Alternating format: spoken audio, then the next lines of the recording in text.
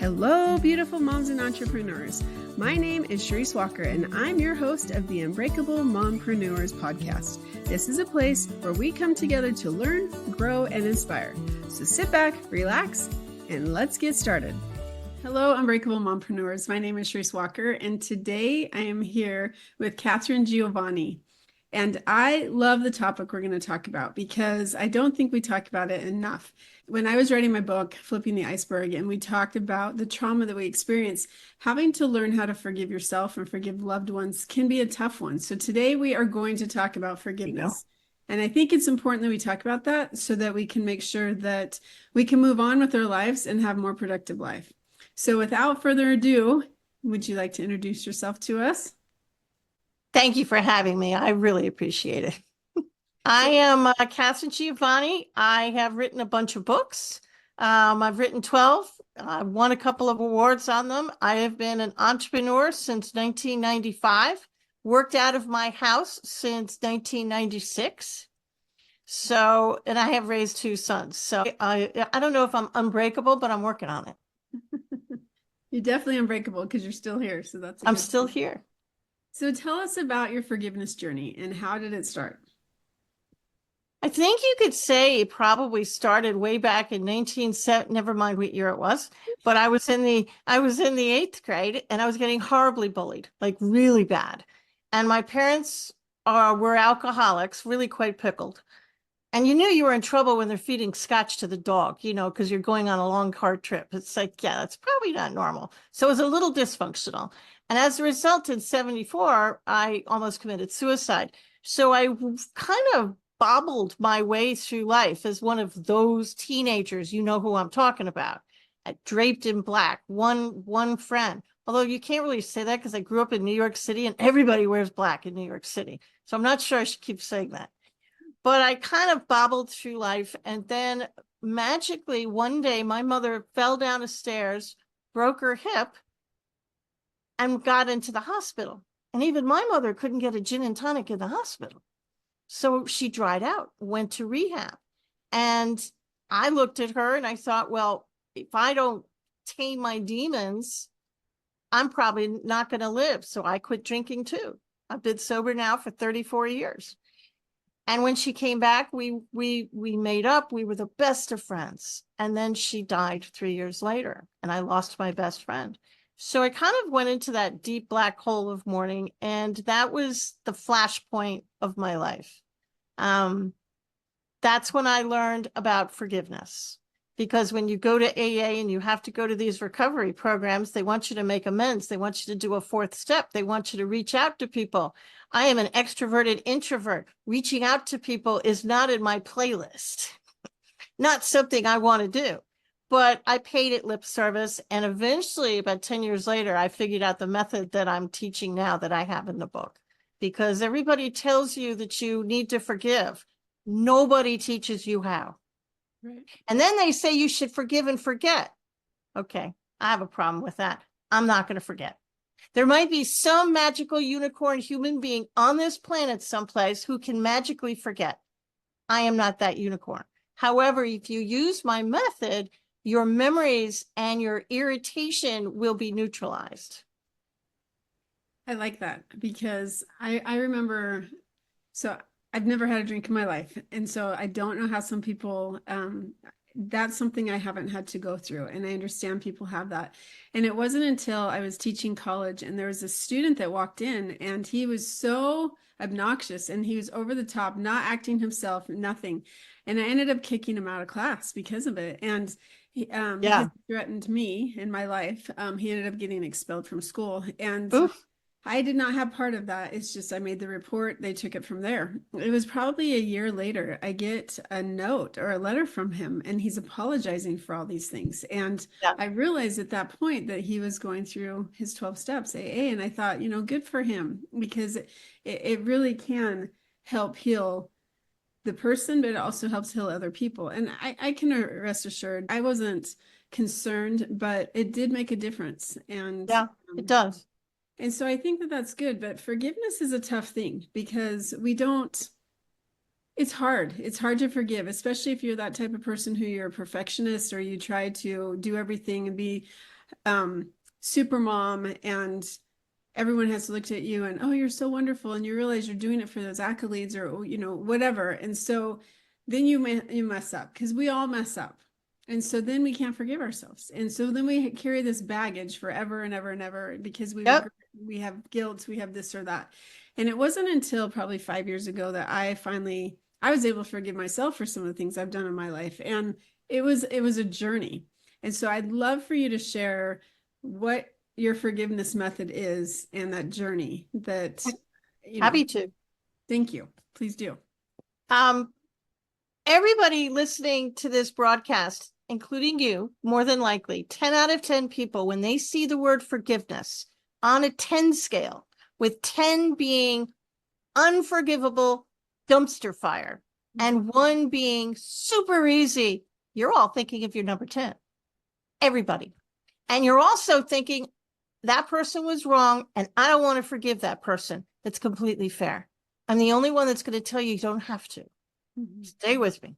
And the reason you don't have to is because there's a lot of other people, places, and things. I did say places and things. Again, stay with me, that you can forgive before you even get to that dumpster fire. So you start with the number ones, the kid who tripped you in the hall in school, the person that cut you off on aisle 4 of the grocery store yesterday. You can forgive that person. The person who cut carpool line yesterday. Okay, hopefully you can forgive that person. I used to get mad at those people. But these are the easy ones, the ones you can easily toss. Now, a few things. Just because I forgive you doesn't mean I want a relationship with you. I probably don't. Mm-hmm. You also don't have to, in my world, you don't have to reach out to these people unless you want to. Forgiveness is selfish. You do it for you. Do it in the privacy of your own home. Nobody has to know. Forgiveness means, my formal definition is different from everybody else's. My definition is, I want you out of my head. Bottom line, I want the memory out of my head. I want you out of my head. I want to toss it. That's what forgiveness means. But it doesn't mean that the person I'm forgiving was correct. They're not. It just means I want to stop thinking about you because I happen to know they're not thinking about you. Does that make you mad? You know, the person you're the most mad at, you want them to be as miserable as you are, and they're probably not. They're going out to dinner. They're going to their job. They're fine. You're the one who's miserable because you're thinking about it all the time. So that's partially the method. And once you start forgiving the easy ones, and I'm going to have you sit down with a piece of paper and a pen or your computer, all roads lead to Rome, don't really care. And I want you to write a list of people and places and things, which I'm going to explain. And then I want you to rank them from 1 to 10. You can have 5 5s, you can have 4 4s, it doesn't really matter. And I want you to start with the number ones and doing 10 at a time before you go to bed. Just make your way through the list. This is a marathon. It's not a sprint. You're not going to get a number 10 down to a 1 in one sitting. It's like an onion. You're going to have to peel back the layers piece by piece, piece by piece. I love how you describe that because it is hard. It took me, somebody hurt me incredibly horribly and to the point where I lost a lot of weight. I wish that they do it again so I could lose more weight, but that's beside the point. No, I lost a lot of weight when my mother died. I understand that, actually. I honestly don't want to go through that again, but it took me a long, long time. Like I wanted to forgive. I wanted to try. It took me 1.5 years before I could finally move forward. And it probably took me 10 years before I could stop talking about it because it bothered me. Yep. And I want people to understand, our listeners, to know that you can attain that forgiveness. You can. I love how you said, get it out of my head. Because I promise you, there's probably people that I have offended, and I am the person that would never want to offend a single person. I used to be the biggest people pleaser. And so when I wake up in the morning, I don't think, oh, I hurt that person and ha, ha, ha. That's not my intention at all. It actually breaks my heart to think that somebody's upset with me. And so I assure you, I'm sure, as you said, that those people, they're not thinking about it. They might not even be aware that they hurt your feelings. No, but you're making yourself miserable. Yeah. And you've totally miserable. And these grudges that people hold on to for years, just let it go. How about the people that you think you forgive? I can't tell you how many people have come up to me and said, well, Katherine or Mrs. G, whatever they call me, I have forgiven them. I'm sure you have. Absolutely, you've forgiven them. Then why are you thinking them again? They don't stay forgiven. And the reason they don't stay forgiven is Einstein. I have a whole science chapter for the naysayers that are out there who may not believe what I'm saying, but there's a science chapter. I have science to back myself up. But one of the things I discovered is Einstein correctly proved that energy is neither created nor destroyed. It just transforms into something else. When you get angry, you think it goes from your mouth and it dissipates magically in the universe. It does not. It hangs in your energy field. And the more angry you get, the more it's going to hang in your energy field. And soon it's all you're going to be able to see, all you're going to be able to think about, and it's going to stay there until you clear it. So let's take an example. My mantra, you don't have to dance, you don't have to burn incense unless you want to. You could hold a crystal if you want to. I don't, but you can. And it's just a real simple poem. I forgive you, the energy around you. I forgive me, the energy around me. I forgive the energy around the whole thing. Now, why did I say places and things? Okay, let's say you're driving to work. You stop at the red light. And on your left is your grammar school where they bullied you in the playground. And you turn your head and you see that grammar school, you see the swing set, and your brain transforms you back in time and you're that kid again. So by the time you get to work, you're in a bad mood. The memory tripped you up. So because Einstein also proved, and science proves, that everything on our planet has an energy around it, including the inanimate objects, everything has an energy to it. So by clearing that energy, you're going to clear that memory. So I would have you, if you can't bring yourself to forgive the bully, maybe they're your number 10, unforgivable. Okay, I respect that. Clear other things in the memory. Clear the school building, clear the playground, forgive the school building, forgive the playground, forgive the kids who didn't have step in and help you. Forgive the table, the bench, the park, the ground. Forgive the energy around the table, the park, the bench, the ground. And that'll be just enough to tip the scales to the positive side so you can conduct your life. And then you circle back later and see if you can forgive the bullies another day. It's interesting that you talk about that because I recently went to my hometown and I came back just feeling horrible. Like, why am I so emotional and like, The why do I memories. feel like this? And I thought I had a good childhood, but there was a lot of negative that went on. And so as I drove around to my old house, my old school, all of a sudden I was coming home just feeling such weight and depression.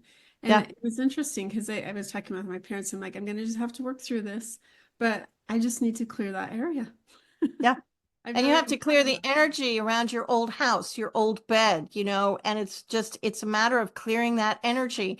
And it's not that you're going to forget. We've established that we can't forget. But when you see that, when you go back again and you see that house and you see that school, it'll be neutralized. There will be no emotional attachment to it at all. That's how you know you've actually forgiven somebody or something, is because when you look at it and you see their name or you see them at Thanksgiving, it causes no emotional reaction in you. You literally don't care. That's what I'm looking for. I'm looking for neutrality. So is that different than apathy? There's a fine line between neutrality and apathy. And if you get apathy, I'm actually, believe it or not, I'm fine with that too. I don't want you to hate it. I don't want you to love it. I really just don't want you to care. I want them out of your head. And if you're apathetic about it, they're probably out of your head because you don't care. Yeah.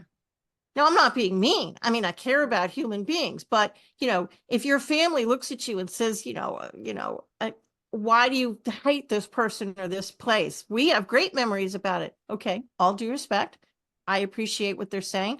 I don't care. I care about you. You have the memory, whether they think you made it up or not. I don't care about that either. You have the memory, and that's where we're going to concentrate. We're getting rid of that memory. We're going to neutralize it so you can move forward and be the person you were always meant to be and raise your kids the way you've always wanted to. It's very hard to raise kids through a haze of anger. No, I like that. So is it easier to be able to heal and forgive if you can forgive a person face to face, or does it matter? Doesn't matter. Personally, I prefer to do it in the privacy of my own home, all by myself. And I'll sit in the middle of my bed. And can you see your childhood bed in your mind's eye right now? Some people can't. Can you see the color of the walls?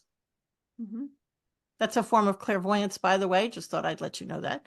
But what I do is it's like a movie playing in my head, and I will think about the person. I'll imagine that they're standing right in front of me.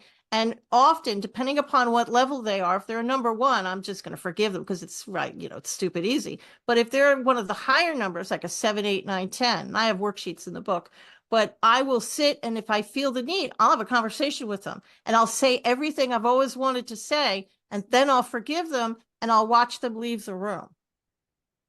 And then I'll check in with my body, and I'll give it another number, and I'll see if an emotion comes up. Am I still angry?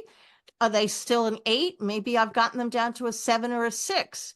If they're a low number and I've forgiven them, I'll put a check by their name and keep going. If they're not, if I still have an emotional thing, I'll table it for 24 to 48 hours, and I'll try again the next day. Interesting. Eventually, you're going to get those high numbers down. And then people say, well, it didn't work. I love it when people say to me that, because it did work. You've cleared the first layer of the onion, the first layer. Now more memories are going to come up, especially if we're dealing with an 8, 9, or 10. There's a lot of memories stored in your head about these people. It's usually family. A lot of the time it's parents or siblings. We harbor a lot of resentment and guilt, so to speak, with those with family members. And sometimes it's yourself. It may take some passes to forgive yourself for something you did. And if you can't forgive yourself, because women have this problem with feeling worthy enough. And if you don't feel like you're worthy, well, you are. And I know you are. And it's not easy. So you just use my method, except you're the number 10, and you forgive other things within the memory. And that'll be just enough to get you to move forward and get you unstuck. That is an amazing system. And what I like is it's a system, it's a method. It's a system. Mm-hmm. And so if you can follow and use the tool, then it can work, because I look at it as you're kind of disassociating yourself with that trigger, with that emotion. And if you can do that, then it doesn't affect you anymore, and it doesn't have control over you. I think that's something that's become very, very important to me, is that I want to control what I can control. So if I can't control that, then that means it's controlling me. And so you're taking control back and disassociating yourself with it, basically. You're taking your power back. And when I first discovered this method, it was about 20 years ago, when it wasn't this method, but I discovered forgiveness about 20 years ago, and the most amazing thing happened. I forgave things in my personal life, and my company's bottom line started to rise. Yeah. And I'm a college educated girl, and I just couldn't see the correlation. Why forgiving somebody that's personal, that has nothing to do with what I did as an entrepreneur, is directly related to my business bottom line. I started to get more clients. Well, it's the energy. When you're angry, and for anybody listening, I'm actually going to hold a coffee cup in front of my face. So the coffee cup is being held in front of my face, and the coffee cup represents anger. So look at my body language. I can't talk to clients. I mean, I can, but I'm going to do it through this haze of anger, and I'm missing opportunities. So when you use forgiveness, and you can actually move the anger energy out, now I can see food maybe that'll help me lose weight. Why? Because I'm paying attention now. I could see new job opportunities. I can do some new marketing tactics to get more clients. Why? Because I'm paying attention. I'm not paying attention to the anger anymore. I'm paying attention to my life. And you'll finally be able to be that person you were always meant to be. And I think this is a correlation with those people who say that they manifest. They manifest this, they manifest that. Well, the reason why you're manifesting is exactly, in my opinion, what you just said, is that it's because that emotion is gone, that now your energy is focused on other things. So therefore you can attract different energy, and that energy people want to be with or around, or they don't. And one of the things you're manifesting is this podcast, which tells me you're ready to do this. Now, just a word of caution. As you clear your anger. If you're living with people who are on your list, you might irritate them because you're going to start getting happier and more joy, and they're not going to understand it. And they're going to want their negative Nelly back. So they might try and sabotage it, or they might try and say, good job. So if you're living with your number 10, may I humbly suggest maybe you might want to live someplace else. And if you can't, well, it might be entertaining, because in customer service, I taught this for very many years. The angrier you are to me, I'm going to become Susie Sunshine from Sunnybrook Farms, and it's either going to solve the situation, or it's going to irritate the crap out of you, which is entertaining for me because I know what I'm doing. But one of the things is, the reason I want you to just do 10 at a time is because your body needs to clear the anger. And often it's a physical clearing. You might be in the bathroom for a little bit. It's not a piece of bad fish. It's just you trying to clear. So I do it before night because your body heals itself when it sleeps. So do 10 at a time, so you literally don't make yourself sick. This is powerful, powerful energy. I love that. I love that. So one of my bucket list things is to run a marathon before I turn the big 50, right? And so I've been training, and my body doesn't like it because of all the extra trauma that I've had in my life. And so finally I'm like, I'm not training anymore. I'm just going to go run it, which is tomorrow. And this whole week, you're dealing with emotions, you're dealing different things. And so I'm nervous. And so I thought, okay, I got to start visualizing myself crossing that finish line, and I have to start visualizing. And you're right. All of a sudden now I'm in the bathroom, and it's very interesting because you're right. Your body, the stuff you're holding onto, the stuff it's doing so many physiological things and psychological, and it affects so many different parts of your body. And it really is. If people don't believe that the stress that you're going through is affecting your body or with the body, it is. There is such a reaction. And I mean, we won't go into all that right now, but it's amazing. And forgiveness is something that we as women tend to not be able to do as easily. Right. And I love that it's a subject that nobody talks about. I've had a lot of people on, and nobody has talked about forgiveness. No, because they're thinking of their number 10 people. And I know when podcasters turn me down and don't want me on their show, I know it's because they're thinking of their number 10 person and they don't want to forgive them. And that's fair. I agree with that. But there's a system here that will help you do that. And today, what I want you personally to do is I want you to, after the podcast is over, I want you to physically say out loud to the room, I forgive myself for being nervous about tomorrow. Okay. That's going to relieve some of the nerves. And if for anybody listening who can't forgive, okay, well, here's a place to start. I forgive myself for not being able to forgive. Start there. Just say that for the next couple of days. Just say that one thing, and that will start tipping the scales. And forgiving yourself for not being able to forgive, forgiving yourself for being nervous. That's what I'm talking about. People, places, and things. You can forgive anything, and it'll help move that energy and turn it from dark to light. And your body is listening to you when you say that. Yep. And your brain is, and your brain does what you tell it to. So don't be nervous, right? Well, I ran a 5K a while back, and you're going to be nervous, but the adrenaline will fuel your fire. Yep. And most of it's downhill. That's why I chose the race. So that there you go. Hard time. Gravity's going to pull me down. I can keep going. Well, I walked part of it because, well, I'm older than you, and I did that. It was about 12 years ago. So I was about 49, 50 years old, about the same age as you are. But I half walked it and half ran it because I'm allergic to exercise. And well, it was what it was. Actually, because I used to run a lot, and I've now come to it's better to walk and run versus try to run the whole thing anyway. So that's another story. So I want to go back to something real quick that you kind of brushed over, and you asked me if I can see the paint color in the room, and I said yes, and you said that's a method or clairvoyance. What do you mean by that? Can you expand? Wouldn't shock you that I wrote a book about this too. That's intuition. I'm really intuitive, and I've been intuitive all my life, and I used to talk to myself. And I didn't say anything because I thought everybody talked to themselves and heard answers back. And imagine my surprise when I discovered I was the only one. Okay, well, that's kind of scary.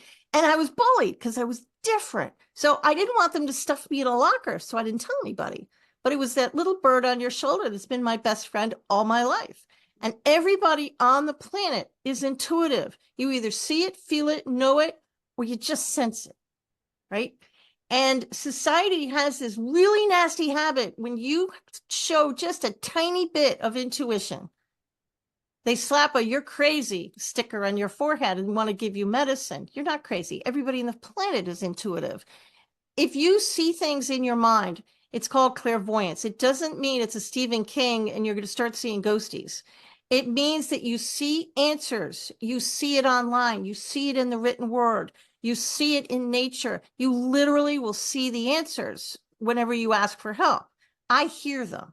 I actually hear, see, and know, but I've been doing this a long time. So when I need answers, the little bird will actually say things in my mind. I'm not crazy. I'm not schizophrenic. It's I actually hear words. Then you have the feeling people who you walk into a room and it just feels off.